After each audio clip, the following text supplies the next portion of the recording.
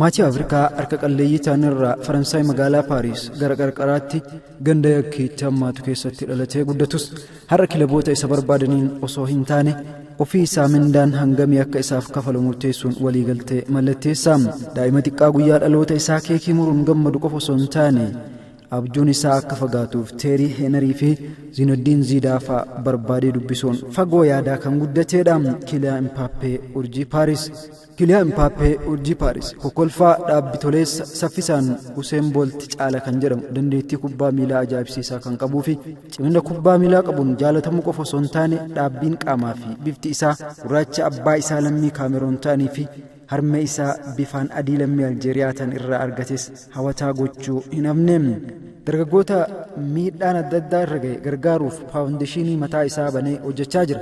Mbappeen kafaltii garee biyyaalessaa Faransaay irraa argatu hunda hojii tola ooltummaaf karaa dhaabbata isaa oolcha malee dhuunfatti hin fudhatus jedhama. Kana malees mallaqa kamiyyuu yoo kaffalameef dhaabbilee dhugaatii alkoolii beeksisan sirgaa yookiin beeching nyaata daandiraa yookiin ariitiin hojjetaman beeksan waliin hin hojjetu. Dhaabbilee kanneen akka ummataatti beekaman hin fedhu. Kun ammoo miidhaa inni dargaggoota irraan ga'u hambisuuf jedhameeti. Yeroo umriin isaa waggaa 5 ture kan jalqabe Mbappeen yoo waggaa 10 guutu maatiin isaa taphataa jabaa akka ta'u hubatan. Harmeen isaa gara biyyaalessaa Faransaayif taphattuu cimtuu kubbaa harkaa waan turaniif hojiin dirreen ala akkamiin ilma isaanii kana kilaba gurguddatti akka fidan beeku ture. Galma kee ji'arraa godhachuu qabda. Yoo achirra gahuu hanqattellee duumessarra gahuu dandeessa waan ta'eef jedhee Mbappeen dubbii ijoollummaa isaatti kenne tokko irraatiin.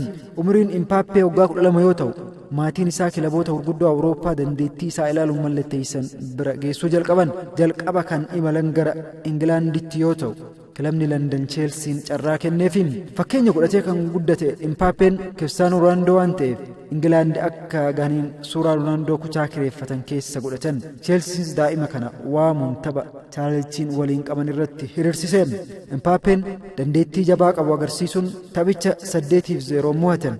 Qalbii isaatti na fudhatu jedhee gammadee galeen. Guyyaa san Toobii Abraahim taphataa Chelsea duraanii amma Roomaaf taphatu faa waliin taphate. Chelsean garuu hin barbaannu dandeettiin kee qormaachicha si hin dabarsine jechuun dhiise. Imalli lammataa gara Real Madriditti yoo ta'u Zidane waan achi jiruuf Mbappeef carraa gaarii uume. Ronaldoon achitti arguun ammoo akka abjuun isaa milkaa'etti ilaalame. Garuu ammas osoo hin milkaa'iniif hafee dhumarratti kilaba duraanii Heenarii Monaakoof kan mallatteessoo ta'u muddee bara 2015 umriin isaa waggaa 16 fi guyyoota 347 yeroo ta'u Monaakoof taphachuun riikardii umurii xiqqaa duraan Heenariin qabate cabseem. Bara dorgommii isaa jalqabaa guutuudhaan galchii 26 lakkoofsisuun Monaakoon shaampiyoonii ta'e. Kanumaan bara 2017 Mbappeen umurii xiqqaa kanaan paawundii miliyoona 166 ta'uun PSG galeen. Mbappeen amma riikardii galchii PSG harkatti galfateera. Waancaa addunyaa fi liigii tokko Faransaay mo'ate kan isaa hafe waancaa Champions Liigiitiin.